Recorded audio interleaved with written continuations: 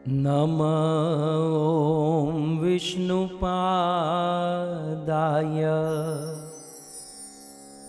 कृष्णप्रेष्ठाय भूतले श्रीमते भक्तिवेदान्त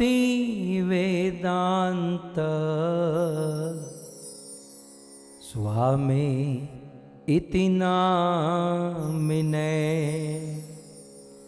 नमस्ते सारस्वते देवे गौरवाणी प्रचारिणे निर्विशेष शून्यवादी पाश्चात्य देशतारिणे। जय श्री कृष्ण चैतन्य प्रभु नित्यानंद श्री अद्वैत गदाधर श्रीवासादि श्री गौर भक्तवृंद। हरे कृष्णा कृष्णा कृष्णा हरे हरे, हरे राम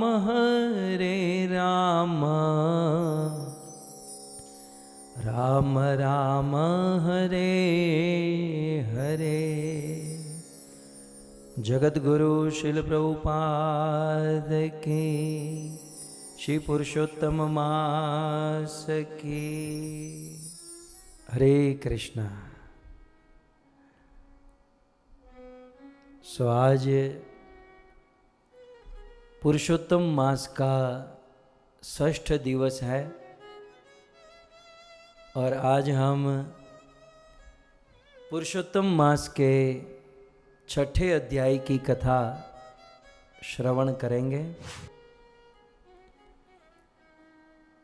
जैसे कि गत सत्र में हमने सुना, द्रौपदी का पूर्व जन्म एक ऋषि कन्या के रूप में हुआ था। बचपन में ही माता की मृत्यु हो गई थी और उनके भाई बंधु कोई नहीं थे, एकमात्र पिता का सहारा था। परंतु उस कन्या के लिए वर की प्राप्ति करने हेतु यात्रा करने में पिताजी की भी मृत्यु हो गई और वह कन्या अत्यंत दुखी हुई। गत सत्र में यह भी सुना कि फिर उस कन्या का मिलन श्री दुर्वासा ऋषि के साथ होता है और दुर्वासा ऋषि उस कन्या के दुख से मुक्त होने के लिए पुरुषोत्तम मास की महिमा सुनाते हैं। पुरुषोत्तम व्रत का पालन करने से सारे दुख दूर हो जाएंगे, तुम्हारी सारी मनोकामना पूर्ण हो जाएगी। दुर्वासा ऋषि ने बहुत सुंदर निवेदन किया, परंतु हमने सुना कि उस 5म अध्याय में ऋषि के वचन पर विश्वास नहीं हुआ। पुरुषोत्तम मास महात्म्य में मन नहीं लगा और दुर्वासा ऋषि के उस प्रस्ताव को ऋषि कन्या ने ठुकरा दिया।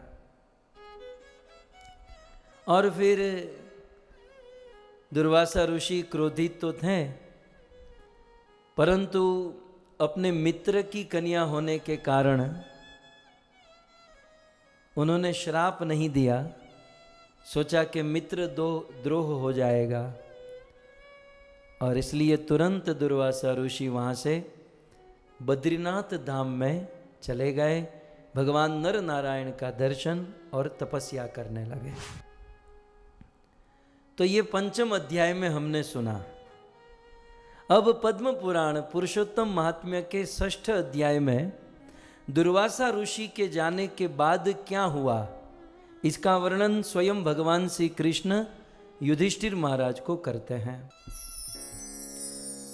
इति वाच मुदीर्यासौ जगामतरी समुद्भवः क्षणात् ऋषि सुता जाता क्षणात् ऋषि सुता जाता निष्प्रभा मुनिवाक्यत निष्प्रभा मुनिवाक्यतः। भगवान श्री कृष्ण युधिष्ठिर महाराज को इस 6ठ अध्याय में कहते हैं कि इति इस प्रकार वाचम उदीर्यासो जगाम अत्रि समुद्भव। अत्रि ऋषि से जिनका जन्म हुआ था है, ऐसे अत्रि और अनसुया के पुत्र श्री दुर्वासा ऋषि इति वाचम इस प्रकार से अपनी वाणी बोलकर उस ऋषि कन्या को उपदेश देकर उदीर्यासो चले गए जगाम। तो उस दुर्वासा ऋषि के चले जाने के बाद क्या हुआ, समझने लायक है, जीवन में उतारने लायक है। क्षणात ऋषि सुता जाता, दुर्वासा के चले जाने के बाद ऋषि कन्या क्षण भर में निष्प्रभा प्रभाव विहीन हो गई। उस ऋषि कन्या का सारा प्रभाव नष्ट हो गया, तेज विहीन हो गई। क्यों? क्योंकि मुनि वाक्यतः, क्योंकि दुर्वासा ऋषि के वाक्य का पालन नहीं किया। सिद्धांत यह है कि जब आप किसी साधु संत महात्मा को या फिर गुरु को जब आप आश्रित हो जाते हो और कोई सद्गुरु आपको आश्रित समझकर हृदय से दिल से कोई उपदेश देता है, और जब वो उपदेश देता है हमारे भले के लिए, हमारे अच्छे के लिए, जिसमें उस सद्गुरु का कोई स्वार्थ नहीं होता, और ऐसा स्वार्थ रहित उपदेश जब हम सुनते हैं और फिर भी उसका पालन नहीं करते, उस पर विश्वास नहीं करते, तो हमारा तेज खत्म हो जाता है। एक बात जान लीजिए, सद्गुरु कभी फोर्स नहीं करेंगे। जो सच्चा गुरु होगा वो कभी फोर्स नहीं करेगा।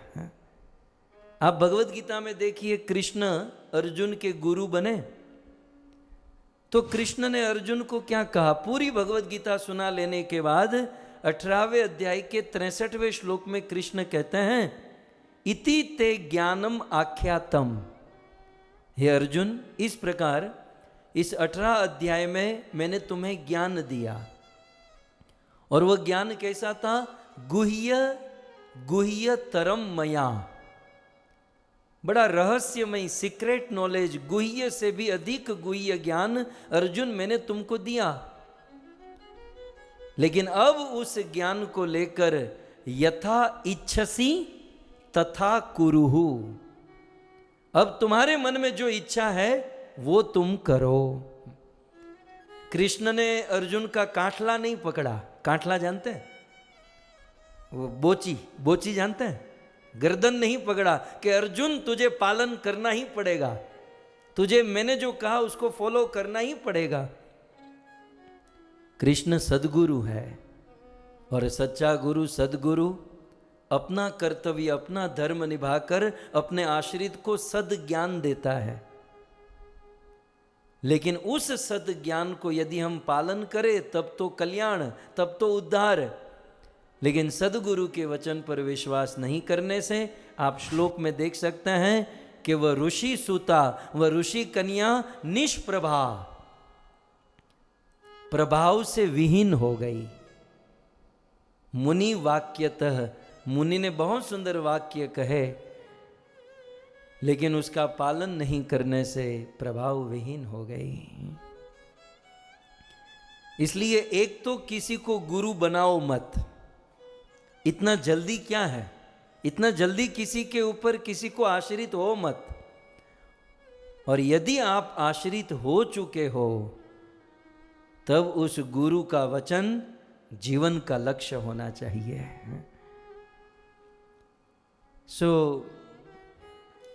दुर्वासा मुनि के वचन को स्वीकार नहीं किया, नहीं सुना, और फिर भगवान श्री कृष्ण कहते हैं विमृश्य रुचिरम कालम।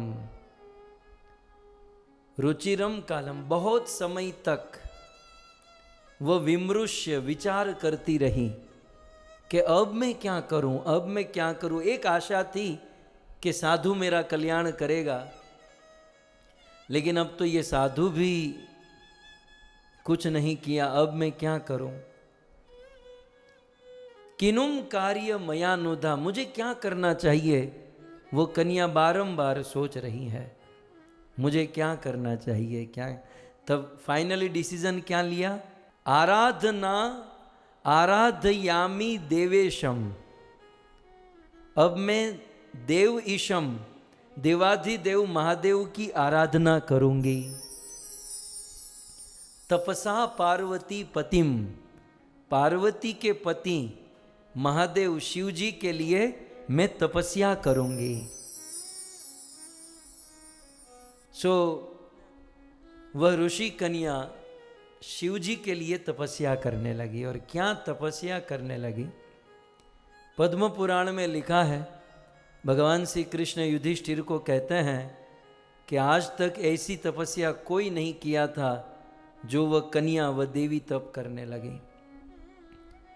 हेमंत ऋतु में, बिल्कुल ठंडी की ऋतु में, गंगा के बर्फीले जल में खड़े रहकर कठिन दारुण तप करने लगी।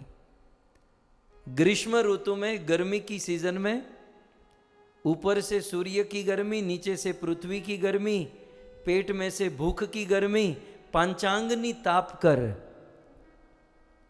वो एक पांव पर खड़े रहकर तपस्या करने लगी। न भूतो न भविष्यति, कृष्ण कहते हैं युधिष्ठिर यह तपस्या करते करते 8 सहस्त्र 8000 वर्ष बीत गए। तपस्या करते हुए 8000 वर्ष बीत गए। और 8000 वर्ष तक किसकी तपस्या कर रही है, महादेव के लिए। नमामि शमीशान निर्वाण रूपम विभुं व्यापकं ब्रह्म वेद स्वरूपम निजम निर्गुणं निर्विकल्पं निरीहं निराकाशमाकाश वासं भजेहम् निराकारमोङ्कारमूलं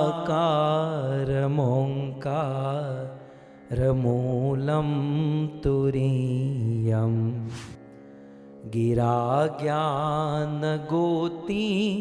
तमीशं गिरीशं कालं महाकालकालं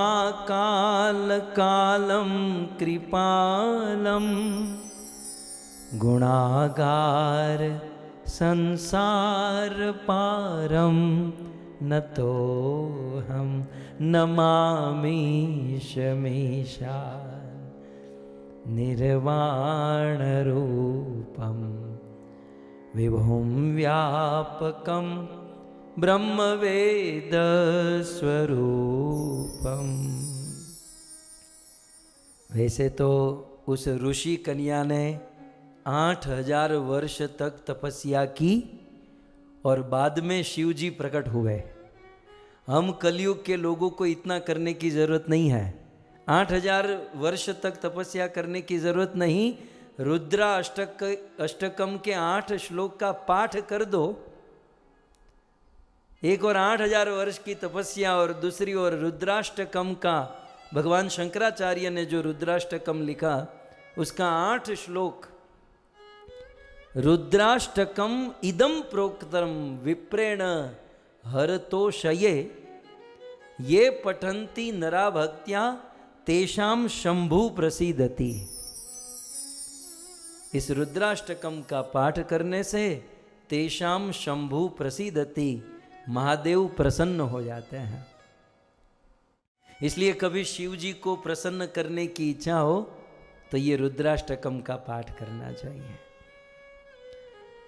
उस कन्या ने तो 8000 वर्ष तक तप किया और शिव जी प्रकट हो गए।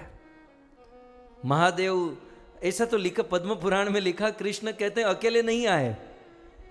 वैसे जनरली शिव जी अकेले जाते हैं, अकेले दर्शन देते हैं। शिव जी गणेश और कार्तिकेय और पार्वती को साथ में लेकर आए। गणेश जी को शिव जी ने तेड़ा था, तेड़ते हैं ना, और पार्वती ने कार्तिकेय को उठाया था और उस ऋषि कन्या को दर्शन दिए और कहा, कन्या बस अब बहुत हुआ, इतनी तपस्या, तुम्हें जो चाहिए वह मांग लो। तब वो कन्या कहती है, क्या चाहिए? तब वो ऋषि कन्या कहती है, पतिम देहि पतिम मह्यम, पतिम पति महम वृणे, पतिम देहि महाराज, पतिम देहि महाराज, नान्यम में चिंतितम हृदि। जब शिवजी ने कहा जो चाहिए मांग लो, तो बोले मेरे हृदय में और कोई इच्छा नहीं है, न अन्य में चिंतितम हृदि, मेरे हृदय में एक ही कामना है। बोलो बोलो क्या कामना है, मैं पूर्ण कर दूंगा। तब इस ऋषि कन्या ने क्या कहा, पतिम देहि पतिम मह्य। अब आपको जिस वस्तु के प्रति ज्यादा लगाव है, ज्यादा प्रेम है, या आपके मन में जिसकी कामना है और वो अचानक आपके सामने आ जाए, तो एक ही शब्द 2-3 बार हम बोल देते हैं। ये अक्सर फोन में होता है। मान लो आपका कोई रिस्पेक्टफुल या कोई प्रिय आपको फोन करे, हेलो, तो आप बोलेंगे हेलो हेलो, बोलो बोलो। एक ही शब्द 2-3 बार, हाँ बोलिए बोलिए बोलिए बोलिए, 3-4 बार बोल देते हैं ना। एक रिस्पेक्ट भी होता है, एक आदर भी होता है, और प्रेम भी होता है, और इच्छा भी होती है। बोलो बोलो बोलो बोल देने चले, हाँ बोलो बोलो, है ना। इस प्रकार से इस ऋषि कन्या को हुआ, पतिम देहि, पति मुझे दीजिए, इतने से चल जाता। तो दूसरी बार कहा पतिम मह्यम, पतिम पति महम ऋणे, पतिम देहि महाराज, नान्यम में चिंतितम हृदि। मेरे हृदय में पति के अलावा कोई इच्छा नहीं है। शिव जी ने कहा तथास्तु।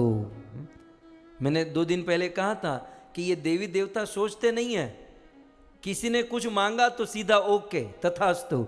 शिव जी ने कह दिया तथास्तु, आपको जो चाहिए वैसा ही होगा, जो चाहिए वैसा ही होगा। तो कन्या प्रसन्न हो गई, शिव जी को प्रणाम की और शिव जी वहाँ से लौटने लगे, चलने लगे। चलते चलते शिव जी ने उस कन्या को कहा कि तुम्हारा वरदान पूर्ण हुआ, तपस्या पूर्ण हुई, तुम्हारी जो मन की इच्छा है वो पूर्ण होगी। लेकिन मुझे ये समझ में नहीं आया कि तुमने 5 पति का वरदान क्यों मांगा। तुम्हारी जानकारी के लिए, पंचकृत स्वया भद्रे याचितो अयम वरोधुना, क्योंकि तुमने पंचकृत 5 बार पति पति पति पति बोला है, इसलिए भविष्यंति वरारोहे पतय पंच भामिनी। हे भामिनी, इसलिए भविष्य में तुम्हारे 5 पति हो गए। ऋषि कन्या ने कहा रुको रुको, ऐसा क्यों, मुझे एक ही पति चाहिए, 5 नहीं। तो शिव जी ने कहा सोच समझ के वरदान मांगना चाहिए था, तुमने क्या मांगा, अब गिनिए इसमें कितनी बार पति लिखा है। पतिम देहि पतिम मह्य, पति पति महम वृणे पतिम देही महाराज। तुमने 5 बार, हम तो फोन में 2 बार बोलते ना, हेलो हेलो बोलो बोलो, ये 5 बार पति पति पति पति बोल गई। शिव जी ने तथास्तु, शिव जी भी तुरंत तथास्तु कह दिए। इसलिए अगले श्लोक में शिव जी कहते हैं कि पंचकृत त्वया भद्रे, तुमने 5 बार पति मांगा है, इसलिए भविष्यन्ति वरारोहे, इसलिए थोड़े ही दिन के बाद पतय पंच भामिनी, ये भामिनी तुमको 5 पति होंगे। इतना सुनते ही कन्या रोने लगी, गदगद होकर कहने लगी।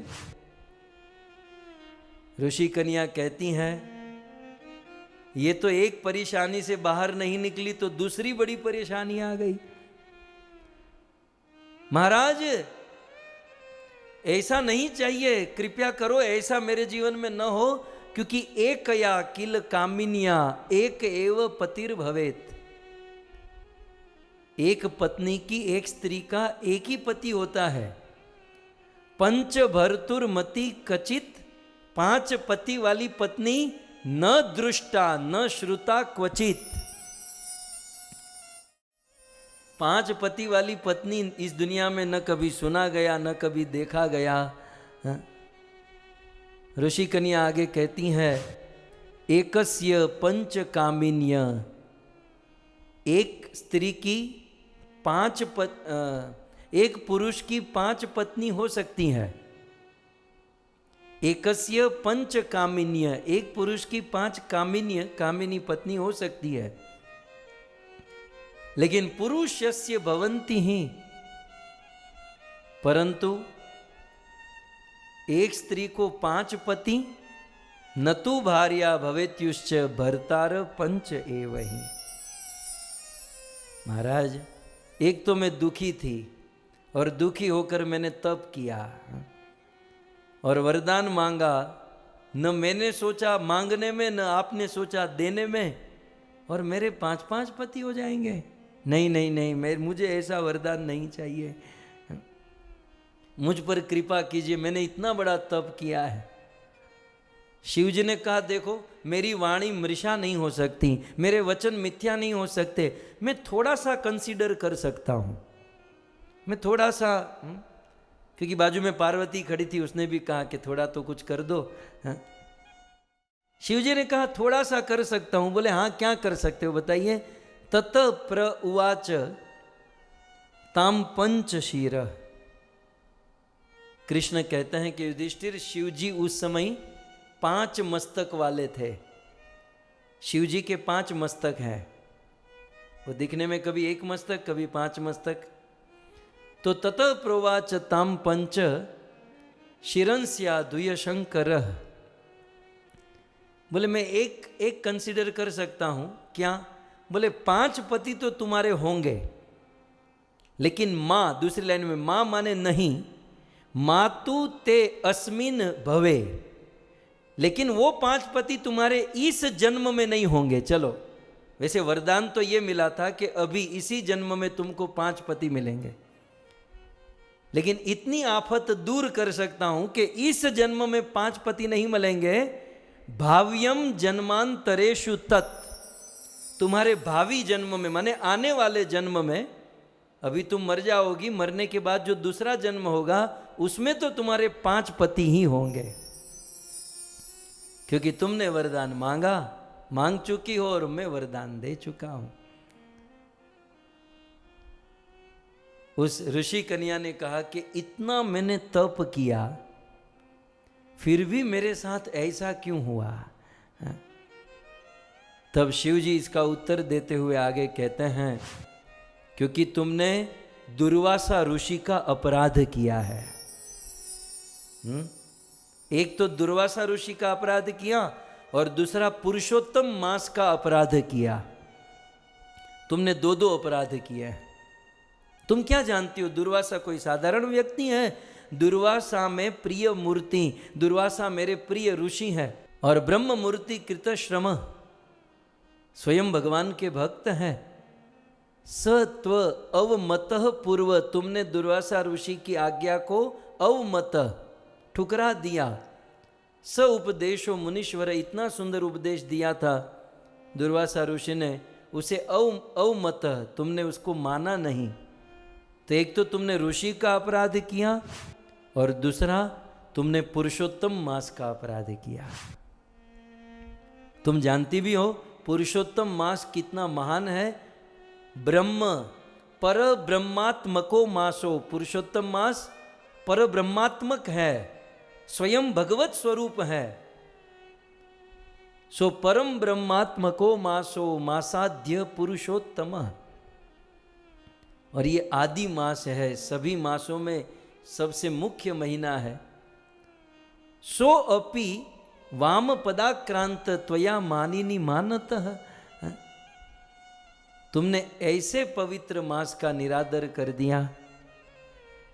अंदर की बात बताऊं, ये हम सब के लिए भी बहुत अच्छी और नई बात है। शिव जी कहते हैं कि अहम, मैं, ये मेरे फैमिली के साथ पार्वती, गणेश, कार्तिकेय, बोले अहम, मैं, ब्रह्मा, सृष्टि के रचयिता ब्रह्मा, प्रजेशा, इंद्र, चंद्र, वरुण, ये सब लोग, नारदाध्या, नारद मुनि, और भी जितने ऋषि मुनि हैं, वो सभी ऋषि मुनि, वयम सर्वेपि गिर्वाणा पुरुषोत्तम सेविन, हम सब लोग पुरुषोत्तम मास की सेवा करते हैं, हम सब लोग पुरुषोत्तम व्रत रहते हैं। ये बहुत सुंदर बात है। ये पुरुषोत्तम मास, पुरुषोत्तम महीने का पालन, पुरुषोत्तम व्रत शिव जी भी रखते हैं, ब्रह्मा जी भी रखते हैं, इंद्र भी रखते हैं, ये सब लोग, नारद आदि मुनीश्वर सब रखते हैं। सो यहाँ पर जबरदस्त पुरुषोत्तम मास की महिमा प्रस्तुत हुई है। यदि पुरुषोत्तम मास का कोई सेवन करे, बहुत सुंदर कहते हैं, यस्मिन समसेव्य माने यम, यदि पुरुषोत्तम मास में कोई व्रत रहता है, सेवा करता है, भजन भक्ति करता है, तो प्रियते, प्रसन्न हो जाते हैं। कौन? मधुहा, ये कृष्ण का नाम है, मधुहा। हा माने हनन करने वाला, मारने वाला, मधु माने मधु नाम के दैत्य को। सो मधु नाम के दैत्य को कृष्ण ने हनन किया, अतः कृष्ण को मधुहा कहते हैं। और हरि तो आप जानते ही हैं, भक्तों के मन को हर लेते हैं, इसलिए हरि कहते हैं। सो यस्मिन सन सेव्य मानेयम, इस पुरुषोत्तम मास का सेवन करने से, पुरुषोत्तम व्रत का पालन करने से प्रियते, प्रसन्न होते हैं। मधुहा, भगवान कृष्ण, भगवान हरि प्रसन्न होते हैं। भजनीय कथम मास न भजाम सुमध्य में, हे सुमध्य में, जब इस महीने में व्रत करने से स्वयं कृष्ण प्रसन्न हो जाते हैं, तो बताओ कौन इस महीने में भजन नहीं करेगा, इस पुरुषोत्तम व्रत का पालन नहीं करेगा। इस प्रकार से कहकर शिव जी निकल गए, और यहाँ वह ऋषि कन्या सोच में पड़ गई, और ऋषि कन्या ने एक बहुत बड़ा एक्शन लिया। वह एक्शन क्या था? इति श्रीमद् पद्म पुराणे श्री कृष्ण युधिष्ठिर संवादे भाषा टीकायाम पुरुषोत्तम महात्म्ये सदाशिव वर प्राप्तिर नाम षष्ठ अध्याय समाप्त। सो यहाँ पर छठा अध्याय समाप्त होता है। पुरुषोत्तम मास के छठे दिन की कथा यहाँ पर समाप्त होती है। अब आप लोग ये कथा को और एक बार सुनिएगा, चिंतन कीजिएगा कि शिव जी इस प्रकार से बोलकर चले गए, और फिर उस कन्या ने क्या किया, क्या हुआ, वो सब हम कल सुनेंगे। सो परम सौभाग्य है। आप विचार कीजिए, मुझे नहीं लगता है कि आज तक इस प्रकार का योग कभी बना भी होगा कि पुरुषोत्तम महीना चल रहा है, और पुरुषोत्तम महीने के हर दिन की महिमा, अध्याय की महिमा, ये मानो सोने में सुगंध मिलने के बराबर है। तो ऐसा परम सौभाग्य हमारे इस आयोजन से हम सबको प्राप्त हुआ है। आइए जय जयकार श्री पुरुषोत्तम मास की, जगत गुरु श्रील प्रभुपाद की।